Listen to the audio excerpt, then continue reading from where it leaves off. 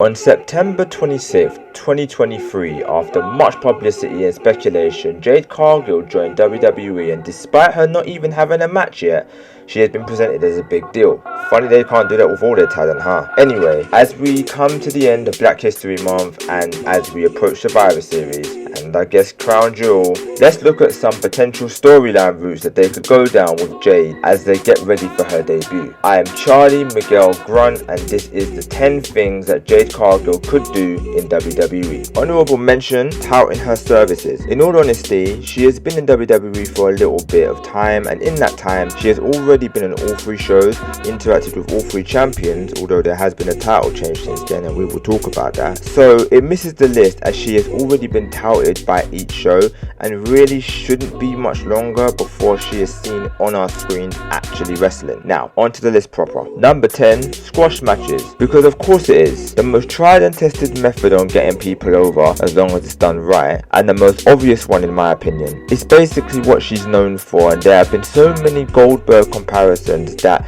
not having squash matches almost feels like a waste. In a way, I'm surprised she hasn't wrestled yet, but if WWE are trying to make her learn the WWE style, then the likelihood is they want to make sure that she's ready first before they throw her in the ring. However, she can still run these matches while learning the sports entertainment style properly away from TV. Maybe the best option is not to overdo them, showcase what she can do briefly in squash matches. Perhaps try and keep it very similar to how Braun Strowman was booked when he had his entertaining squash match run. It could be fun if they do it right. Which brings me to number 9, another unbeaten streak. Disclaimer, many of these entries may be kind of similar or they will link up with each other in some way. This is one of those because obviously her winning quickly means it adds what is obviously a winning streak. But where this is a bit different is she can start to be not necessarily the top stars, but don't worry, we will talk about that, but beating the ladies who are classed as mid. Your Natalias, your Shotzi's, your Tegan Nox's, your Candice LeRae's. Good wrestlers who don't really get put over too often or get chances like that and don't really get their flowers much, except for Natalya. Whenever she seems to be MIA, she ends up getting shoehorned into a title match from out of RK nowhere. But anyway, if you want to crank it up a notch, you can look at other women who are still mid-card but still seen as a bit more credible, maybe because of the matches they have had. Trish Stratus, if and when she returns, Shayna Baszler, Bayley, Selena Vega, maybe. And I thought about putting this on its own entry, but maybe letting her beat and possibly even absolutely murder a behemoth like Nia Jax or Piper Niven. Piper Niven might be seen as mid-card right now, but Nia Jax, despite not being in a match yet since she's made her return, has been made to look strong. Imagine if she was only here to make Jade Cargill look strong. That would be hilarious. I'd laugh, I can't lie. But speaking of Jade looking good, number 8, dominate NXT. Notice all the names I said before are women who are already on the main roster. The mid-card ladies on there by design should be higher on the totem pole than even the highest rated stars in NXT. So why not let her go down to NXT and we can put the first 3 entries together. She can squash some of the women down there that are hardly ever on TV, the literal amateurs and learners in the developmental center. She can then have short competitive matches, not necessarily a squash match, but a quick 5-minute or so match. Then she can battle the top stars in NXT and have big matches with the women carrying NXT and the ones on the cusp of joining the main roster. It would be a good way to build her up before she comes to the main roster herself. Can be part of the aforementioned streak and could even win her a title. She's been flirting with all 3 brands and NXT is definitely an option. However, she could be number 7, WWE's hottest free agent. As mentioned in the previous entry, she could go and be a part of the NXT roster for a little bit of time before going up to the main roster. But what if she doesn't? She's been skirting the lines of joining any of the 3 brands. But what if being a free agent actually holds weight this time? We saw Shelton Benjamin and Elias both being free agents and both are gone from the company now. They made a big deal out of Omos being a free agent and he's barely been on TV since. Not only that, but why do WWE make such a big deal out of wrestlers being free agents? You've got Omos and Brock Lesnar being shown as big deals negotiating their free agency, but yet you have Baron Corbin who is being mocked for not being picked. Does that not mean that he's also a free agent, meaning he can go to all shows? Anyway, rant over. Back to my point. Currently, Jade is looking over each brand, deciding where she should go. But what if she just goes on all the shows? What if she goes around and lets everybody know that every show is that bitch show? Similarly to the honorable mention, but instead she's on every show and she's showing everybody that she is the hottest free agent around, where being a free agent means something. Anyway, a change of pace. Number 6, joining a faction. Something a little bit different now, but there isn't that many actual women tag teams in WWE at the moment. And the ones that are there, Franken team or not, keep getting injured. Then there's the fact that besides Damage Control, there isn't any factions about on the main roster except when Bianca and friends team up against them, or the nearest 3 women that now happen to be the bestest of friends are up against them. Why not let her set up a WWE version of the baddies and have them run Raw, SmackDown, or whatever brand that Jade is in? Or she could form a stable with Cody and whoever else needs the rub. To be honest, neither need it and both would be great alone, but imagine they recruit a few people that could be in the WWE version of the Nightmare faction. Could actually dominate WWE, but it's likely just a fantasy, as this may only work as a heel faction. You know Cody ain't turning heel, maybe ever. They have their new John Cena, but an arrogant Jade would work well as a top heel leading the faction.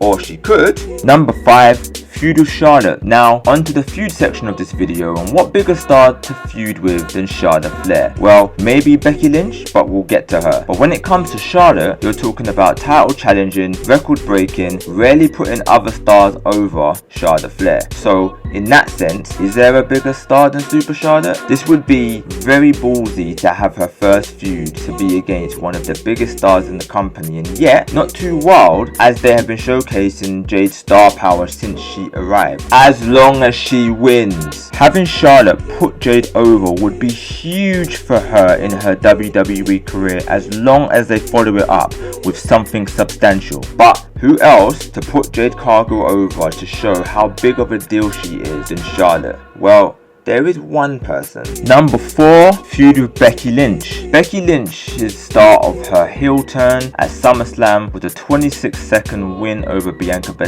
Firstly, that was terrible. Secondly, that better not be the start of this feud should this happen. I'd actually turn the TV off and go to bed. But real talk, this feud should be great. Becky is a great talker and arguably the biggest star in the women's division, and Jade can talk, is confident, and is oozing star power. I would have said that Jade would go for the NXT title, but Becky lost it. But that does not drop the importance of this feud and how good it would be for Jade's career. Becky is one of the few people which can make a feud feel important without needing the title to feel special. I would argue that her feud with Trish Stratus was one of the better storylines outside of the Bloodline, and that can only elevate Miss Cargill. Number 3, feud with Bianca B. It's funny, I've dropped 3 of the biggest stars in the women's division for Jade to feud with. None of them have titles, and none of them are Rhea Ripley or Bayley, which is crazy. I wanted to add Mummy as a separate entry, but I think I can shoehorn her in. But in regards to this, Belair is starting to be seen as Super Cena. Similar to Charlotte, she barely loses. But they want to make Bianca this major babyface. It should be her or Bayley, but that's a convo for another day. But it should not be Charlotte. Charlotte is not a babyface. But Belair is being the super babyface against the big bad heel in Jade Cargill, and that's not a bad idea. And having these two have a strong girl versus strong girl showdown, showing their feat of strength, I'm sure will hype up the crowd. In fact, this could be as big a feud as Bianca versus Sasha Banks. Well, as big as the match was. The feud was trash. The match should be very good though. Moving right along. Number 2, Royal Rumble winner. Okay, so if the other entries weren't real enough for you, then let me be serious for a minute. Nice easy one, but you would think that if she ain't got a title already, she will be a favourite to win the Royal Rumble. There's going to be a few stars in the Rumble who currently don't have titles. Already mentioned Charlotte Flair, Bianca B and Becky Lynch, but there's also Bayley, Raquel Rodriguez, Nia Jax, who I don't think is winning, but I thought would be fun to mention. And having her in the final four with any or all potential favourites could be juicy, and she could even have a fun 1v1 at the end with someone she could feud with later on down the line. I don't know if the fans would push back on Jade winning the Rumble on her debut or so early in her career, but I believe her presentation could still help her. However, the way that they've built her up, I wouldn't be surprised if she gets it, so she gets her title shot at WrestleMania. She may not win the Rumble, bearing in mind it was actually a Battle Royale, which was her first loss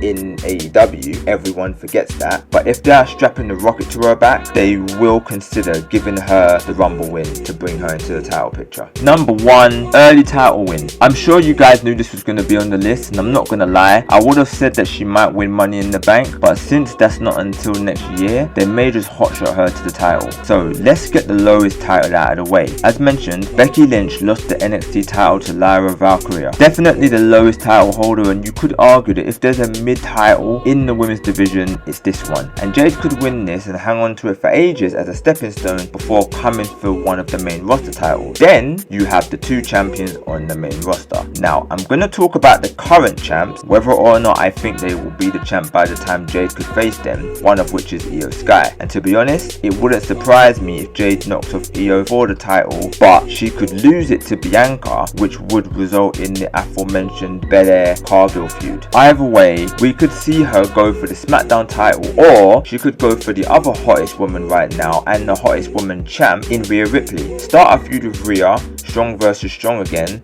and maybe even set up a faction to go against the Judgment Day. Rhea is still hot and still garnering the heat, so going up against Jade could do a lot for them. People may not enjoy Jade dethroning Rhea so early, people still like her at the end of the day, but if you want to present Jade as a big deal, even if it seems too early, her beating Rhea for the belt would definitely show her as a big deal. An early title win would open up many possibilities for matches, feuds, and open challenges like her TBS title reign did. But no doubt WWE are doing everything in their power to show you that Jade Cargill is money. And that's the list. Be sure to hit that like button, subscribe, and hit the bell icon. Forgot to tell you at the start. Leave a comment with any ideas you think WWE could do with Jade Cargill. Check out some of my previous videos on my channel, and until next time, I'll catch you in a bit.